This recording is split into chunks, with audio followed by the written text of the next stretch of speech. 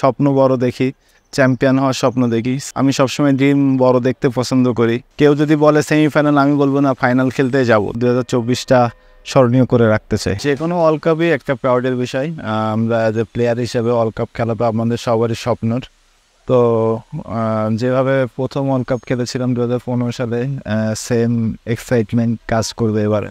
চেষ্টা করবো 2024 সালটা যেন আমার জন্য একটা স্মরণীয় কিছু করতে পারি এবং আমার পাশাপাশি টিমকেও এরকম ভালো একটা জায়গা পজিশনে নিয়ে যে টিমকে ভালো কিছু একটা উপহার দিতে পারি। লাস্ট শ্রীলঙ্কা সিরিজ তার সাথে খেলেছিলাম। তো আমি যেভাবে ওকে মাঠের মধ্যে দেখেছি, আমি ইমপ্রেস। সো সে টিমকে সবসময় একত্রিত রাখার চেষ্টা করছে এবং রাখছেও। তো আমি আশা করব যে সব কিছু একত্রিত করে একটা ওয়ার্ল্ড কাপে ভালো টিম হিসাবে সে সবার সামনে নিয়ে আসতে পারবে সে। এবং আমার পক্ষ থেকে গুড লাক আশা করব সে একটা ক্যাপ্টেন্সির মধ্য দিয়ে একটা নতুন কিছু বাংলাদেশকে উপহার দেবে। একজন ব্যাটসম্যানের রানটাই ইম্পর্টেন্ট। সে যেখানে রান করুক ওটা তার কনফিডেন্স বিল্ড আপ করে।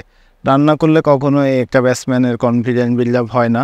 সো রানটা অবশ্যই এটা মেন্টালি সাপোর্ট করবে এবং ব্যাকআপ মাইন্ডে থাকবে।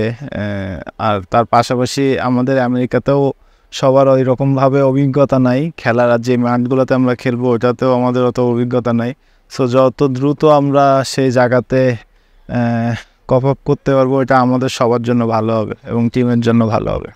শান্ত নিউ ক্যাপ্টেন এবং আমাদের সাথে অভিজ্ঞ সব সাকিব ভাই, রিয়াদ ভাইরা আছেন, বা আমরাও যারা অনেকদিন ধরে খেলছি তারাও আছি। তো সব কিছু মিলে যদি সবার এক্সপিরিয়েন্সটা এক জায়গা করতে পারি এবং তাদের কাছ থেকে নিয়ে যদি সবাই একত্রিত হয়ে মিলিতভাবে খেলতে পারি, একটা ভালো টুর্নামেন্ট আমরা উপহার দিতে পারবো।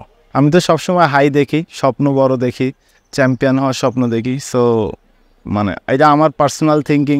আমি সবসময় ড্রিম বড় দেখতে পছন্দ করি। তো আমার টার্গেট, কেউ যদি বলে সেমিফাইনাল, আমি বলবো না, ফাইনাল খেলতে যাব। তারপরে রেজাল্টের কথা তো পরে আসবে। আমরা যখন মাঠে ভালো খেলবো বা খারাপ খেলবো তার উপরে ডিপেন্ড করবে। কিন্তু স্বপ্ন বড় দেখাটা সবথেকে বড় ইম্পর্টেন্ট বিষয়।